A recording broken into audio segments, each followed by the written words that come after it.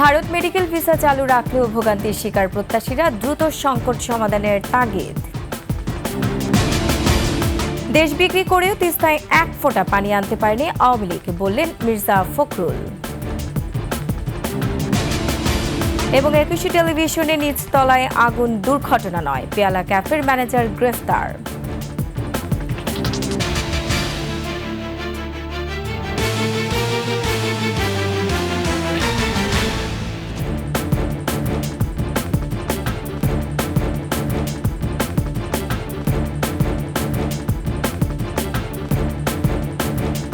শুনছিলেন সংবাদ শিরোনাম। আমন্ত্রণ একুশে সংবাদে, সাথে আছে আমি রোমানা আমিন। দর্শক, একুশে টেলিভিশনের সংবাদে একই সাথে সরাসরি দেখতে পাবেন আমাদের ফেসবুক পেজ www.facebook.com/2124 অনলাইনে। এছাড়া সাবস্ক্রাইব করতে পারেন www.youtube.com/21 চ্যানেলে।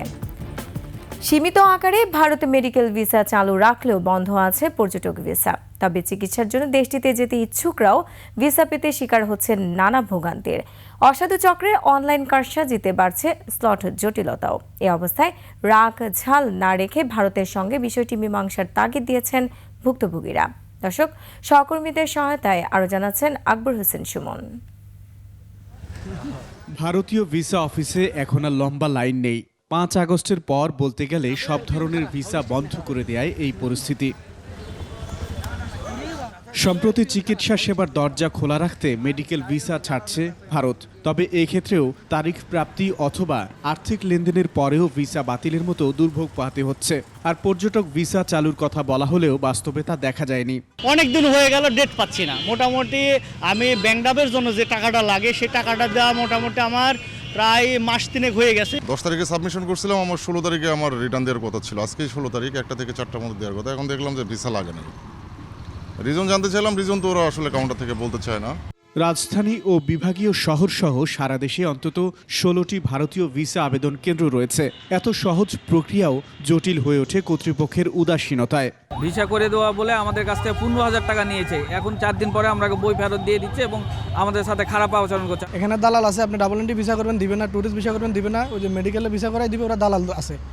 দালালের মাধ্যমে টাকা পয়সা পেতেন তাহলে বিষয় হইব, নাহলে বিষয় হইব না। তবে ব্যতিক্রম এই ক্যান্সার আক্রান্ত দম্পতির ক্ষেত্রে নিয়মিত ফলো আপের জন্য আবেদন মঞ্জুর। বইটা পেয়ে গেলাম সাথে সাথে, কোনো সমস্যা হলো না। আর মেডিকেল ভিসা তো, আমি ক্যান্সারের পেশেন্ট, এই জন্যে আমার ভিসাটা দিয়ে দিল, আমি মোটামুটি খুশি। আমি ভিসা পাওয়ার ক্ষেত্রে এখন তো একটু সমস্যা, আমরা যশোর থেকে পেতাম, এখন ওই সিরিয়াল পেতেও সমস্যা। এ নিয়ে ভারতীয় দূতাবাসের সঙ্গে যোগাযোগ করা হলেও কোনো জবাব পাওয়া যায়নি। প্রতিবেশীর সঙ্গে বিবাদ মিটিয়ে সুসম্পর্ক বজায় রাখতে দ্রুত পর্যটক ভিসা চালুরও আশা করছেন ভারতীয় ভিসা প্রত্যাশীরা। আকবর হোসেন সুমন, একুশে টেলিভিশন, ঢাকা। দেশ বিক্রি করে তিস্তা থেকে এক ফোঁটা পানিও আনতে পারেনি আওয়ামী লীগ সরকার, এই মন্তব্য করেছেন বিএনপি মহাসচিব মির্জা ফখরুল ইসলাম আলমগীর। তিনি বলেন, তিস্তা রক্ষার আন্দোলন বাঁচা মরার লড়াই। লালমনিরহাটে তিস্তা পাড়ের সমাবেশে বক্তব্য দেন মির্জা ফখরুল। তিস্তার ন্যায্য হিস্সা আদায় ও তিস্তা মেগা প্রকল্প বাস্তবায়নের দাবিতে 17 ও 18 ফেব্রুয়ারি তিস্তা পাড়ে 48 ঘণ্টা লাগাতার অবস্থান কর্মসূচি পালন করছে বিএনপি। প্রতিনিধিদের পাঠানো তথ্য ছবিতে আরও জানাচ্ছেন ইউসুফ হাসান নাইম। সকাল থেকেই জাগোবাহে তিস্তা বাঁচাই স্লোগানে প্রকম্পিত তিস্তা নদীর দুই পার। তিস্তার চরে জড়ো হয়েছেন উত্তরবঙ্গের হাজারো মানুষ। লালমনিরহাট, রংপুর, গাইবান্ধা, কুড়িগ্রাম ও নীলফামারী সহ উত্তরাঞ্চলের 11টি স্থানে একযোগে 2 দিনব্যাপী প্রতিবাদ কর্মসূচি চলছে। তিস্তার 242 কিলোমিটার অববাহিকা জুড়ে অনুষ্ঠিত হচ্ছে পদযাত্রা। আমার আন্দোলন তিস্তা পাড়ার জনগণের ভাগ্যের উন্নয়ন আন্দোলন। তিস্তা আমাদের আশীর্বাদ, এই আশীর্বাদকে আমরা দীর্ঘদিন ধরে আমাদের এই তিস্তার ন্যায্য হিস্সা আমরা পাই না, পানির হিস্সা পাই না। সকাল থেকেই জাগোবাহে তিস্তা বাঁচাই স্লোগান নিয়ে রংপুরের কাউনিয়ায় উপজেলায় শুরু হয় প্রতিবাদ সমাবেশ। কর্মসূচির উদ্বোধন করেন বিএনপি মহাসচিব মির্জা ফখরুল ইসলাম আলমগীর। তিনি বলেন, দেশ বিক্রি করে এক ফোঁটা পানিও আনতে পারেনি আওয়ামী লীগ। 15 বছরে বাংলাদেশ থেকে বেঁচে দিছে, তিস্তার এক ফোঁটা পানি আনতে পারে নাই। কর্মসূচিতে অংশ নেন বিএনপির অন্যান্য নেতা ও রংপুরের স্থানীয়রা। একই দাবিতে গাইবান্ধার সুন্দরগঞ্জে হরিপুরে তিস্তা ব্রিজের পাশে শুরু হয় তিস্তা নদী বাঁচাও আন্দোলনের জনতার সমাবেশ ও গণ অবস্থান কর্মসূচি। কর্মসূচিতে প্রধান অতিথি হিসেবে বক্তব্য দেন বিএনপির কেন্দ্রীয় নেতা বরকতুল্লাহ বুলু সহ কেন্দ্রীয় ও স্থানীয় নেতাকর্মীরা। এই তিস্তা নদী আজকে মরুভূমিতে পরিণত হয়েছে। শুধু তিস্তা নয়, পদ্মা সহ আরো সুরমা, কুশিয়ারা, আমার জেলার মৌরী নদী সহ অনেক নদী আজকে ভারত শুকিয়ে ফেলেছে। লালমনিরহাটে তিস্তা মহাপরিকল্পনা বাস্তবায়নের দাবিতে টানা 48 ঘন্টার অবস্থান কর্মসূচি পালন করছেন তিস্তা পাড়ের মানুষ। এই তিস্তা মহাপরিকল্পনা বাস্তবায়ন করার লক্ষ্যে আজকে আমাদের এই আন্দোলন। আমাদের এই যে বানটা হয় আমাদের খুবই উপকার হয়। কুড়িগ্রামের রাজারহাট উপজেলার তিস্তাপাড়ের বুড়িরহাট এলাকায় সমাবেশ হয়। প্রধান অতিথি ছিলেন বিএনপি চেয়ারপারসনের উপদেষ্টা মোয়াজ্জেম হোসেন আলাল। বক্তারা তিস্তা চুক্তি ও মহাপরিকল্পনা বাস্তবায়নের জোর দাবি জানান। ইউসুফ হাসান নাইম, 21 টেলিভিশন। জনগণের প্রতিনিধি ছাড়া কোনো সংস্কারই বাস্তবায়ন করা সম্ভব নয়, জানিয়ে যত দ্রুত দেশে নির্বাচন হবে তত দ্রুত দেশ সংকটমুক্ত হবে বলে মন্তব্য করেছেন বিএনপির ভারপ্রাপ্ত চেয়ারম্যান তারেক রহমান। রাজধানীতে ছাত্র জনতার গণ আন্দোলনে বিভিন্ন গণমাধ্যমে কর্মরত আহত সাংবাদিক ও তাদের পরিবারের সাথে মতবিনিময় সভায় এসব কথা বলেন তারেক রহমান। সমগ্র পৃথিবীতে গণতান্ত্রিক ব্যবস্থা বলতে যা বোঝায় সেটি হচ্ছে নির্বাচন। নির্বাচনের মাধ্যমেই জনগণ তাদের মতামত ব্যক্ত করে থাকেন। জনগণের অধিকার যদি জনগণকে ফিরিয়ে দিতে হয়, দেশ কিভাবে কি হবে এই বিষয়ে সিদ্ধান্ত সম্পূর্ণ জনগণের। আমরা জনগণের অধিকার যত দ্রুত জনগণের কাছে ফিরিয়ে দিতে পারবো, জনগণের অধিকার যত দ্রুত আমরা এই দেশে প্রতিষ্ঠিত করতে পারবো, প্রিয় উপস্থিতিবৃন্দ, আমি বিশ্বাস করি তত দ্রুত আমরা দেশকে ধ্বংসের দ্বার প্রান্ত থেকে ফিরিয়ে আনতে আবার সক্ষম হব। 21 টেলিভিশনের নিচ তলায় পেয়ালা ক্যাফেতে অগ্নিকাণ্ডের ঘটনাটি দুর্ঘটনা নয়। পেয়ালা ক্যাফে ম্যানেজার মেহেদী হাসান রিমন পরিকল্পনা করে এই আগুন লাগায়। তাকে গ্রেফতার করেছে পুলিশ। মানিক শিকদারের রিপোর্ট। শনিবার রাত 8:15টার দিকে কারওয়ান বাজারের 21 টেলিভিশনের নিচতলায় আগুন লাগে। ভবনটিতে ব্যাংক, বিমা সহ বেশ কিছু প্রতিষ্ঠান রয়েছে। অগ্নিকাণ্ডের ঘটনায় আতঙ্কিত হয়ে পড়ে এই ভবনের কর্মরত কর্মীরা। ফায়ার সার্ভিস এসে আগুন নিয়ন্ত্রণে আনে। অগ্নিকাণ্ডের পর ফায়ার সার্ভিস এবং পুলিশের প্রাথমিক তদন্তে বের হয়ে আসে এটি দুর্ঘটনা ছিল না। পরে পেয়ালা ক্যাফের ম্যানেজার মেহেদী হাসান রিপনকে আটক করে পুলিশ।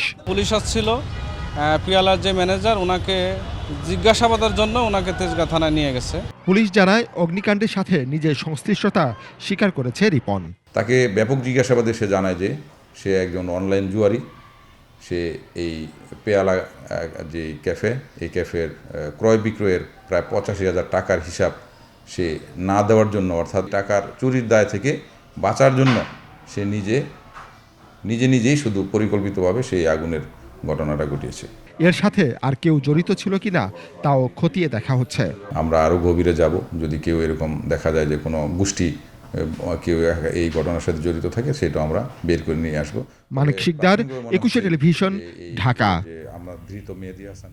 এদিকে আগুনের ঘটনা থেকে রক্ষা পাওয়ায় দোয়া ও মিলাদ মাহফিল করেছে 21 টেলিভিশন কর্তৃপক্ষ। 21 টেলিভিশনের কার্যালয়ে এই দোয়া ও মিলাদ মাহফিলের আয়োজন করা হয়েছে। এ সময় পবিত্র কোরআন থেকে তেলাওয়াত করা হয়। পরে মোনাজাতে গত 15 ফেব্রুয়ারি 21 টেলিভিশন ভবনের নিচে পেয়ালা ক্যাফেতে লাগা আগুন থেকে রক্ষা পাওয়ায় আল্লাহর কাছে শুকরিয়া জানানো হয়। এছাড়া 21 টেলিভিশনের চেয়ারম্যান ও সিইও আব্দুল সালাম সহ 21 পরিবারের সবার মঙ্গল কামনায় দোয়া করা হয়।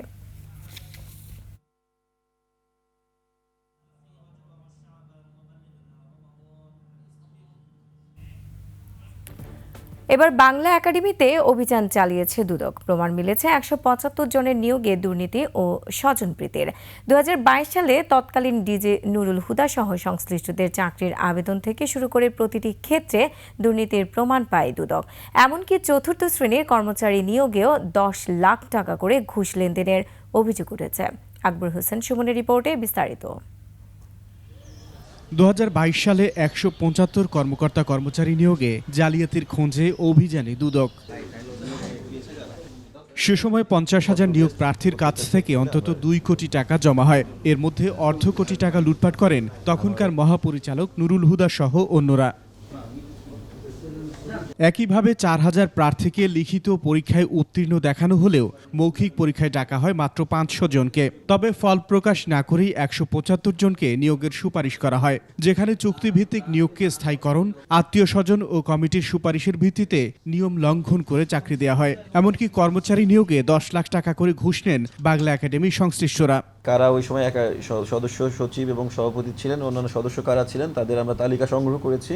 পরবর্তীতে তাদের বক্তব্য নেওয়া হবে এবং এই সংশ্লিষ্ট রেকর্ডপত্রগুলো আমরা চেক করে আমরা কমিশনের প্রতিবেদন দাখিল করব। অপরাধ প্রমাণ হলে দুদককে ব্যবস্থা নেওয়ার আহ্বান জানান বাংলা একাডেমির বর্তমান মহাপরিচালক। আমরা ইমপ্রেশনটা পেয়েছি, কিন্তু সেটার তো আসলে প্রামাণিকতার ব্যাপারটা তো ভিন্ন। সেটা ধরা যাক কোনো ফর্মাল বডি যদি ইনভেস্টিগেট করে তাহলে সেটা তারা প্রক্রিয়াগতভাবে বুঝতে পারবেন, আইনিভাবে বুঝতে পারবেন। আপনি ইমপ্রেশন এবং আইনকে তো আলাদা করতে হবে। দুদক বলছে, রাজনৈতিক প্রভাব, কর্মকর্তাদের খেয়াল খুশি মতো নিয়োগের ক্ষেত্রে জড়িতদের বিরুদ্ধে তদন্ত করে ব্যবস্থা নেওয়া হবে। আকবর হোসেন সুমন, 21 টেলিভিশন, ঢাকা। ঢাকা চট্টগ্রাম মহাসড়কে ফেনীর হাফিজিয়া মাদ্রাসা এলাকায় কাভার্ড ভ্যানের সাথে পিকআপের সংঘর্ষে নিহত 5 জন, আহত হয়েছে 10 জন।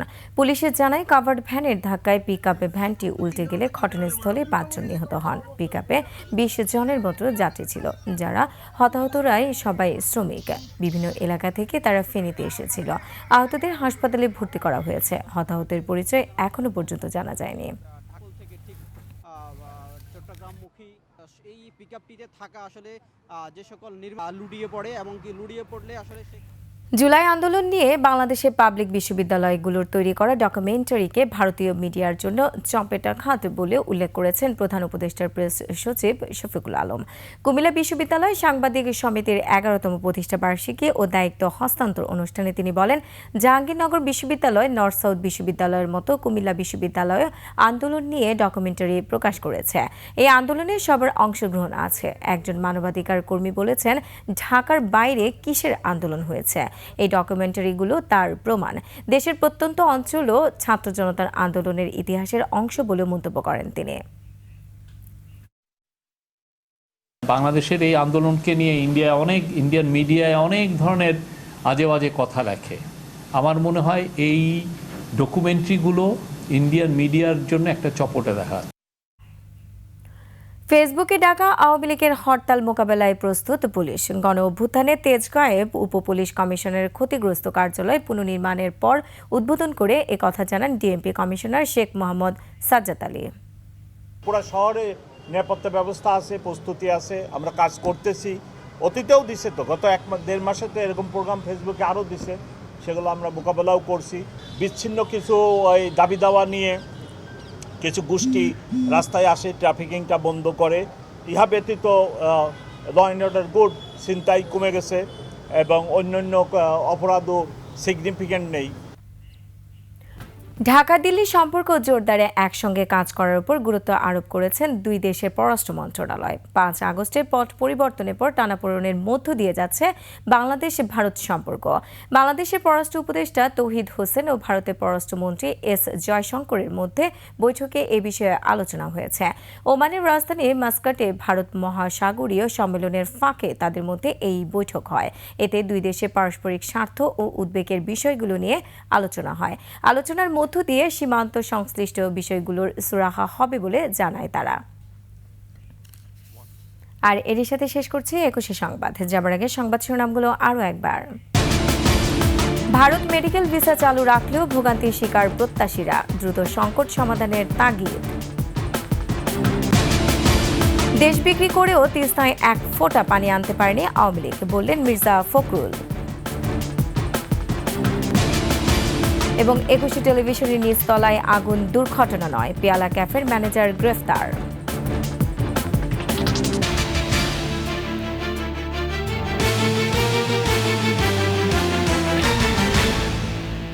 দর্শক, সর্বশেষ সংবাদ জানতে ডায়াল করুন 2021 নম্বর আর ভিজিট করুন 21-tv.com এই ওয়েবসাইটে। ফেসবুকে ভিজিট করতে পারেন www.facebook.com/2124 অনলাইনে। এছাড়া সাবস্ক্রাইব করতে পারেন www.youtube.com/@21etv চ্যানেলে।